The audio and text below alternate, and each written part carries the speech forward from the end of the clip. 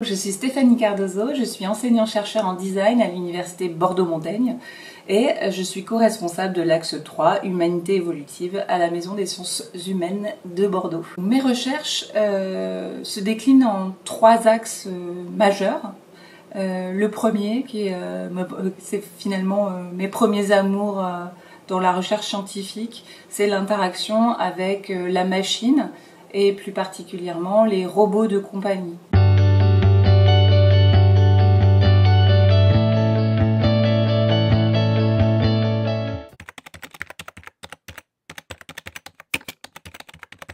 Les robots de compagnie sont destinés à nous tenir compagnie et je me suis interrogée à leur ancrage ou leur intégration dans un univers familial, domestique, dans les foyers. Sous l'angle du design, la question se posait de finalement à la fois l'interaction avec ces objets, leur fonctionnalité, leur rôle, et puis leur sens dans des univers plutôt européens, voire français. Ça, c'est mes premières recherches en thèse de doctorat. L'évolution de la robotique amène à l'intelligence artificielle qui devrait désormais être nos futurs compagnons, en tout cas substituerait ce rôle de compagnon.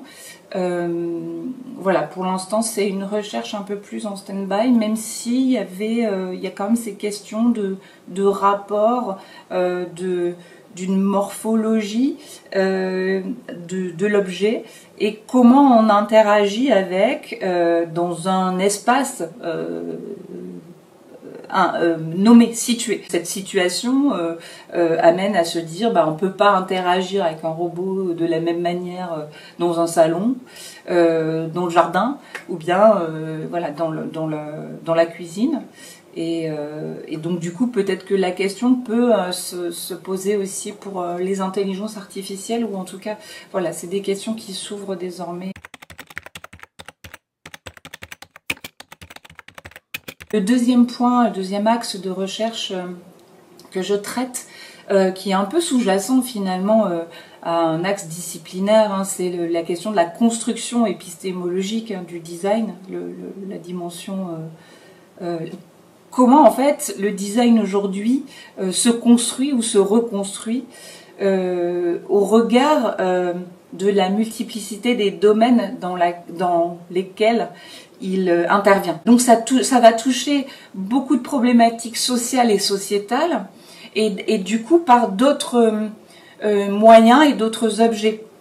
On va plus uniquement être dans la production d'un artefact, mais plutôt répondre à un problème par la production peut-être d'un service, d'une interface et d'un espace, et peut-être même la réorganisation d'un service. Finalement, les lignes ont bougé parce que le terrain bougeait. Et je me suis aperçue que finalement, les lignes de la discipline bougeaient aussi. Et pour revenir, parce que moi j'étais formée aux arts appliqués, je me disais, mais quels sont les moyens et les outils aujourd'hui à mobiliser pour répondre à ces problématiques qui sont peut-être moins tangibles.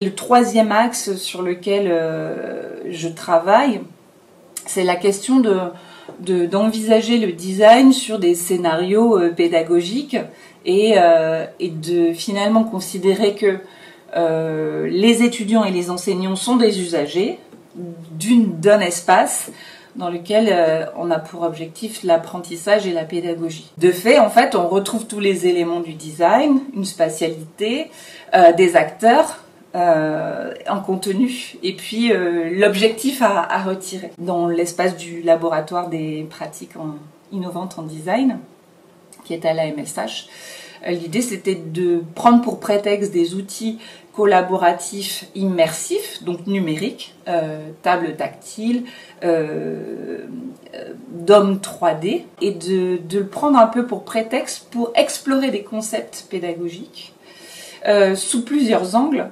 Alors évidemment, c'est plutôt des disciplines qui concernent la représentation, enfin qui utilisent la représentation. Donc explorer des concepts sous la 3D, le texte, la vidéo, l'image, la cartographie et le web, Et ensuite se déplacer vraiment, voilà, selon ces représentations-là et commencer à construire finalement une sorte d'image mentale, de carte mentale du concept qui est élaboré pédagogiquement.